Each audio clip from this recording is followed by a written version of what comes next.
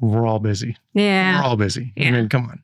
So it's more about, can you schedule? Can you just be that much more organized?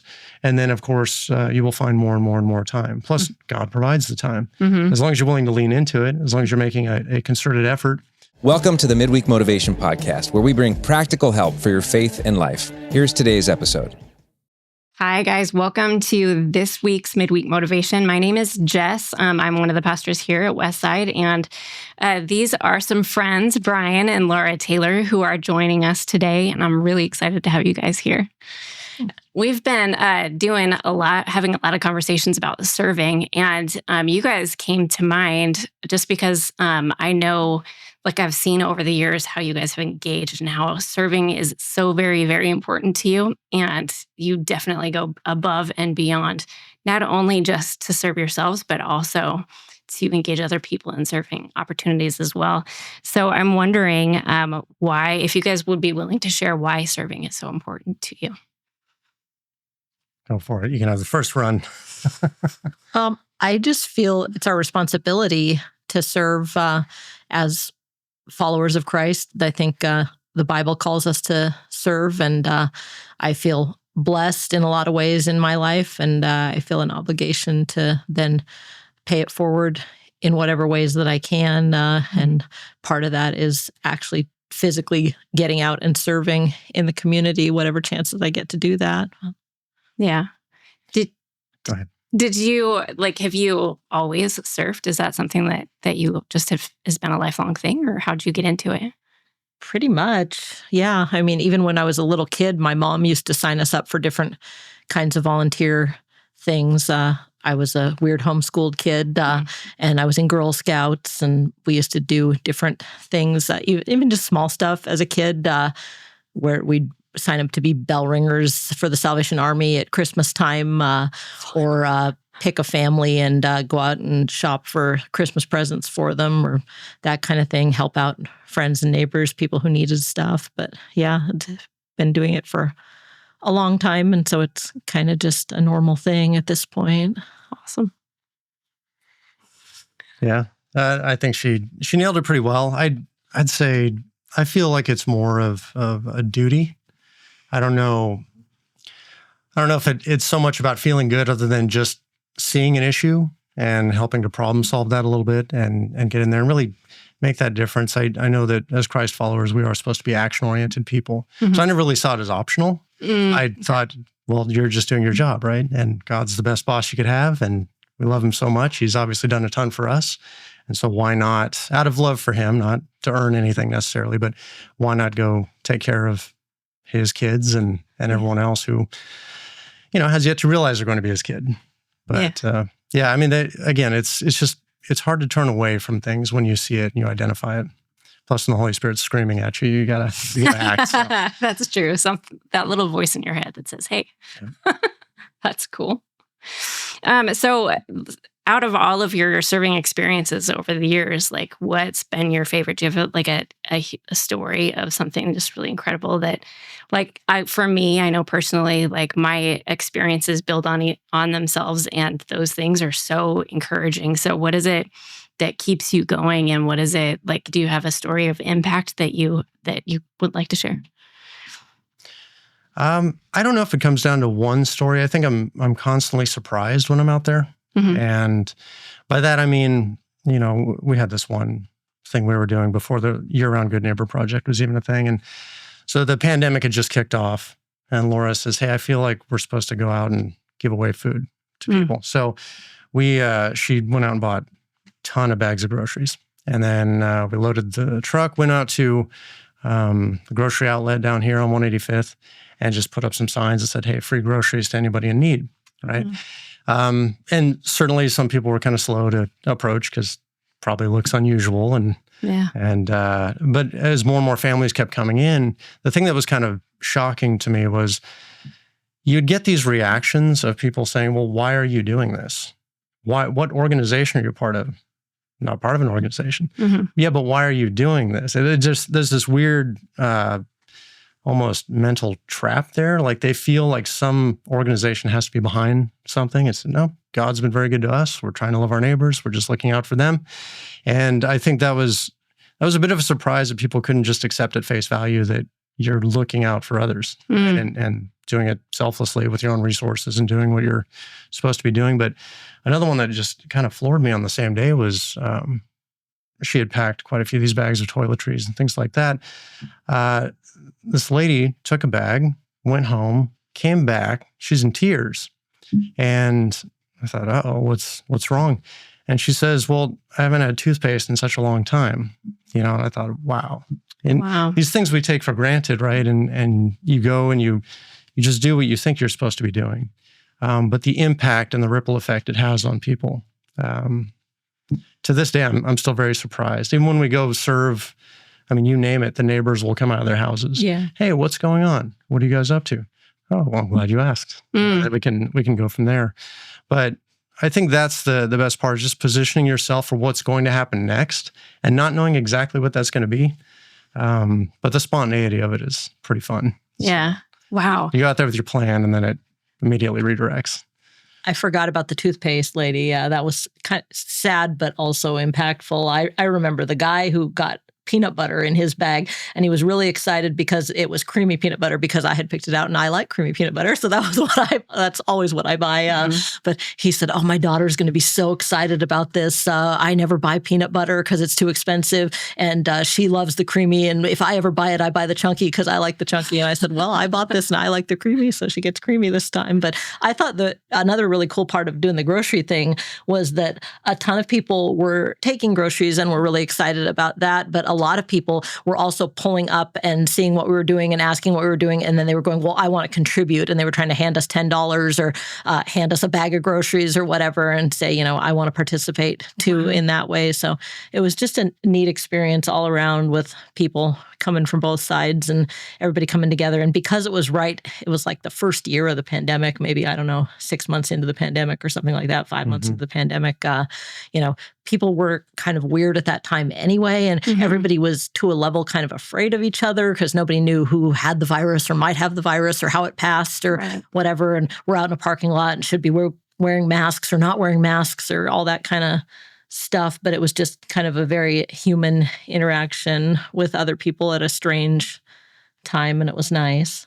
Yeah, that sounds incredible. So something that stands out to me is that that was a period of time when, you're right, people were very reserved and careful and afraid and suspicious in the sense that that they were just concerned about the virus and stuff. So how did you guys, for a lack of a better word, kind of combat that situation and be able to meet people where they were in that moment and move past that barrier? Does that make sense? Mm-hmm. Yeah. The reality is needs are always the same, right? No matter how the environment may be shifting, people still need acceptance. They still need food. Just basic necessities, things of that nature. I think the other thing too is, if you remember the climate at the time, it was just fear Yep. in every realm. And I don't know, maybe it's being a believer. I'm like, well, you're going to die anyway. So how do you want to go out, right? Yeah. And I think that had a pretty big impact as far as, look, we're not going to buy into all the fear, right? We'll be calm because there's not much you can do anyway, truthfully. And so how can we actually just make a difference and help people in all this? It would be easy to hide indoors. It would be easy to, you saw what happened. The media, the government, they all did a number on everybody, right? And then to this day, you still see the ripple effects. And, I feel for folks. I feel that they're still traumatized by a lot of this stuff. Yeah. And, but again, look, bad times will come. That's guaranteed. It's what do you do in those bad times that makes all the difference. So you can buy into it, or you can say, well, actually, I trust in something a lot bigger and better. And I know which way this is going to go, and how would he want me to engage in this situation? So I wish it was that clear sometimes, but it comes the way it comes, and it comes with the timing Yeah. that God allows. Yeah.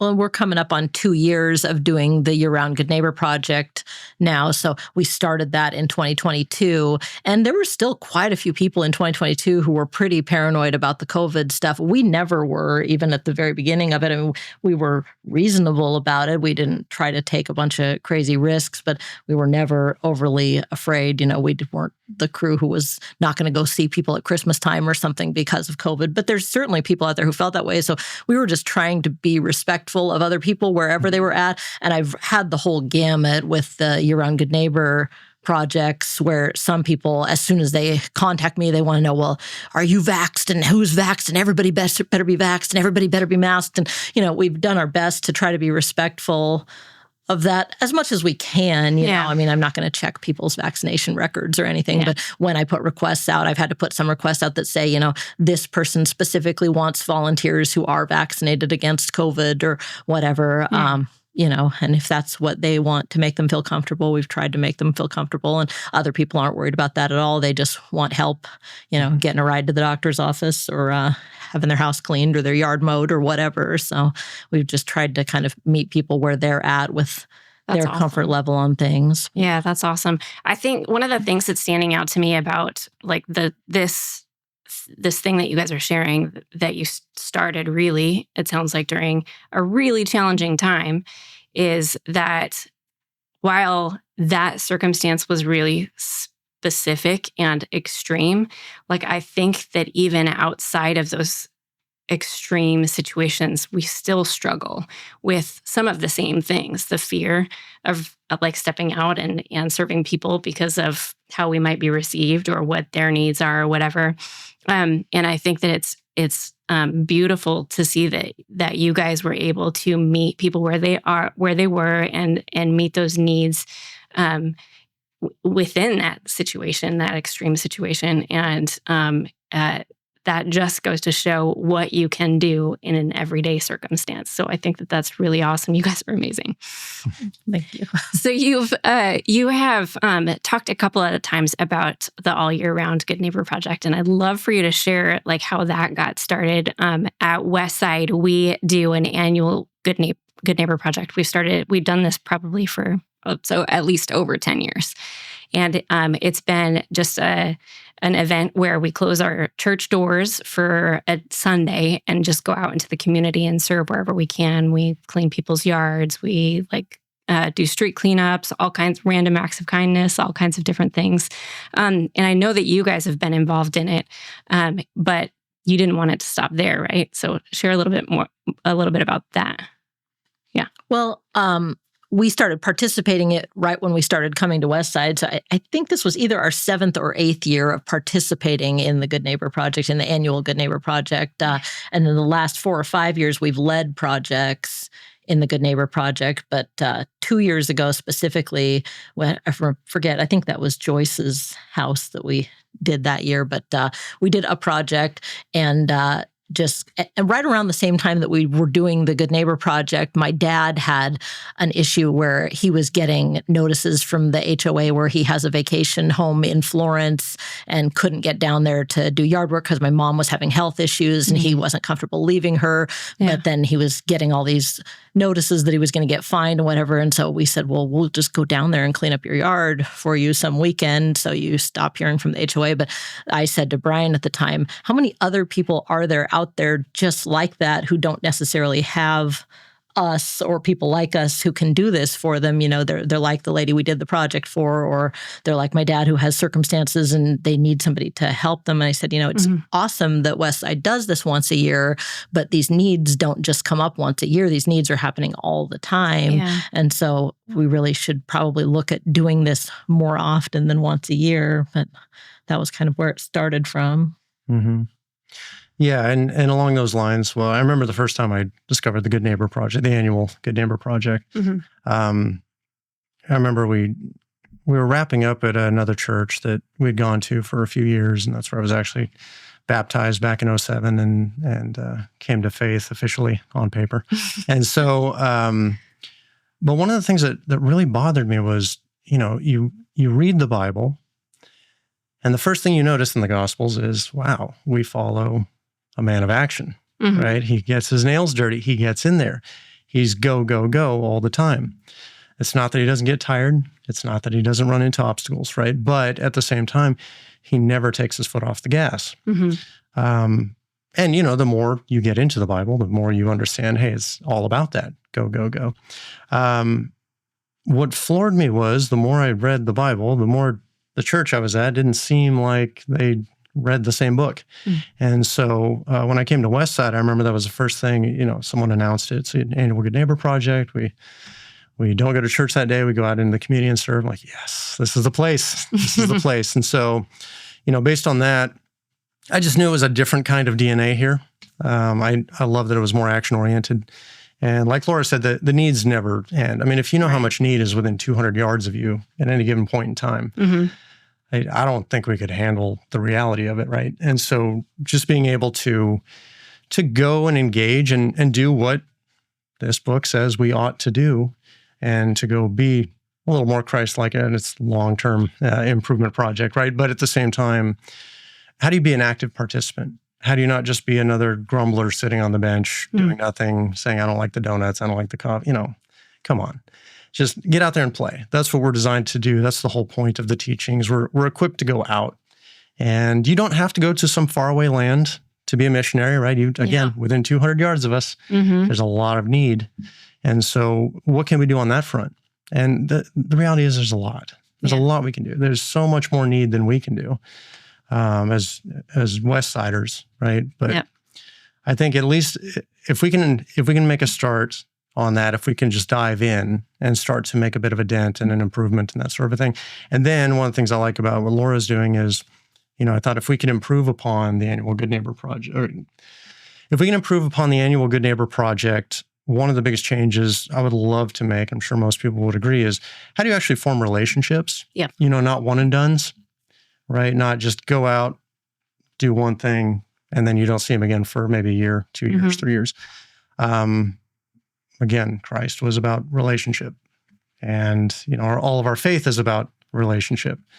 And that's what I really like. I mean, even these people that we meet, Laura's still going back to their houses once a month to clean it. Yeah. Right. Or we'll go do yard work. We'll do plenty of stuff off the radar. But I don't want to turn my back on these folks who are overlooked or forgotten, or, they may not have a social status that is desirable or can be advantageous to someone. But the need is still there, right? And whatever you've done for the least of these, you've done for me. Yeah. And so, I think that's probably been my biggest area of growing in faith, is just you have to get out there to get better. Doesn't matter if it's faith or basketball or watercolor painting or whatever it is. Get out there with like-minded folks and level up. And I think that's really helped me a lot anyway. That's awesome. So on that note, you guys have been excellent about engaging in your community. What, for anybody who's like, yeah, okay, I'm in, like, I feel it. What steps did you guys take to really get active? Like, how do you know that there's a need out there? How do you engage? Like the grocery outlet, that's excellent. How did that come about practically? How do you engage with your neighbor? You know what I mean? Like, what could someone do to take action? That was just a random idea that kind of came about because of the circumstances with everything that was happening with the pandemic. But as far as all these other projects that we're doing all the time, I find out about them a whole wide variety of ways. People who are in our YearRound Good Neighbor Project group bring stuff to me. They go, I have a neighbor, I have a coworker, I have a cousin, whatever, who has this need. Is this something that you guys might be able to help with? And then I usually try to talk directly to the person who has the need, if that's possible, and figure out what's the scope of this. Is this something that we could reasonably do, or is this beyond us? And if it's beyond us, I try to give them resources. I worked in community mental health for 13 years, so I still have a bunch of friends who are therapists and case managers and all that kind of stuff. So if I don't know about it, oftentimes my friends know about where somebody can go to get a certain need met. if it's not a good fit for the year-round Good Neighbor project. But we get that. We printed up a bunch of cards, and my cards have made it all over the place, even places that I never sent them to. But we got a call from a lady, I don't know, 4 months ago or something, who wanted us to come help with some yard work at her place. And she said, I picked up one of your cards at the Aloha Library. And I said, I had no idea my cards were at the Aloha Library, but that's great. I'm happy they made it their way there. And I had somebody else contact me and say that they got one of my cards at the senior center. And again, I didn't put them at the senior center, but somebody did. And I'm not upset that anybody put them, they can go far and wide wherever they end up. But it kind of ends up being a word of mouth thing. I've posted on Nextdoor a few times of what we do, or I've responded to people who posted on Nextdoor that they needed help with a certain thing, but that they didn't have any money or much money to do it. And so we found a few that way, but it's kind of just a word of mouth networking, or people who've heard of us from one way or another who show up and say, hey, is this something you guys could possibly help with? And we try to help with as many things as we possibly can. We can't do everything, and we don't really have a budget. We're just self-funded. So when it comes to things where it's somebody that goes, I need an expensive car repair, or I need a new furnace, or we can't do that kind of stuff because we just don't have a budget for that kind of stuff. But if it's manual labor, or I need a ride somewhere or whatever, well, that's kind of our specialty area. Mm-hmm. So lots of conversations too, like knowing your neighbors, and then being able to point them to the resources. Yeah. And it sounds like you do, it sounds very relational. Like you do what we would call warm handoffs. Yeah. Like I'm going to introduce you to the right person. And I would imagine that you probably have those people who find projects, introduce you to them. And so it's all very relational. That's cool. Yeah. Mm-hmm. Awesome. And then we have other people who, while we're out doing a project, like Brian said, will wander out of their house. So we've had that happen numerous times, where we're out working in somebody's yard or whatever, and then their next door neighbor wanders over and goes, who are you guys and what are you doing? And they go, would you maybe be able to help with this? Or I know a person or whatever. So we've had a number that have come about that way too, which is kind of fun. But that's pretty incredible. So it's just spreading like ripples. I love that. That's so cool. Well, is there anything else that you guys feel is really important to share to the crew about celebrating, serving, and like the impact that it could have? Or I think this is one of those things where we probably overthink it too much. It's easy to get into that mode of analysis paralysis of what am I going to serve as, and where should I go, and what if I don't like it? And the reality is the ramp in is a lot easier than we make it out to be. And you can do a lot of things. I mean, if I was brand new here, I could just go to the volunteers handing out pamphlets out front, or who's running hospitality team, or, even someone running security. Hey, how can I help? Where do you guys need help? And I think, actually, that's probably the most valuable phrase you could ever learn in any relationship whatsoever. How can I help? Yeah. Kids, if you want to blow away your parents, if you want to be a better spouse, if you want to be a better friend, what can I do to help? And almost everyone can answer that question. But if you don't ask it, then you're leaving so many opportunities on the table. And I think it's also good because it gets you out of any form of a comfort zone. It doesn't have to be a big, elaborate event with a leader and matching T-shirts and structure. It can be easier than that. Yeah. It can be much easier than that. But as you pointed out, the relational aspect, if you don't start it, if you don't even ask some of those simple questions, then I could understand why it would be difficult to know where to ramp up and how to get engaged with any of these things, really. But, even the way that we do our program, we just put out an email list, and it's super flexible. I mean, we're not asking for hardly any time commitment, maybe a few hours here, maybe a few hours a quarter. It's not much of anything. But I think the impact, when you get to see these folks face to face, and the impact that you're having and how emotional they can get sometimes, you realize it was a heck of a lot better than binging Netflix or playing on your phone, or whatever might fill the hours of your day unknowingly, because that stuff will sneak up on you. But I think probably one of the biggest reasons that people come up with, I think half of all Americans say, I don't volunteer. I hate to use the word volunteer because that sounds more casual. I don't serve because I don't have time. I'm busy. And we're all busy. Yeah. We're all busy. I mean, come on. So it's more about, can you schedule? Can you just be that much more organized. And then, of course, you will find more and more and more time. Plus, God provides the time. As long as you're willing to lean into it, as long as you're making a concerted effort. But I think like anything in life, if you put very little into something, you get very little out. Yeah. Right. So inputs, outputs. But again, they don't have to be big steps. Just if you want to work at Food Brigade, I'm sure they can get you on board really fast. Absolutely. And really easily, Yeah.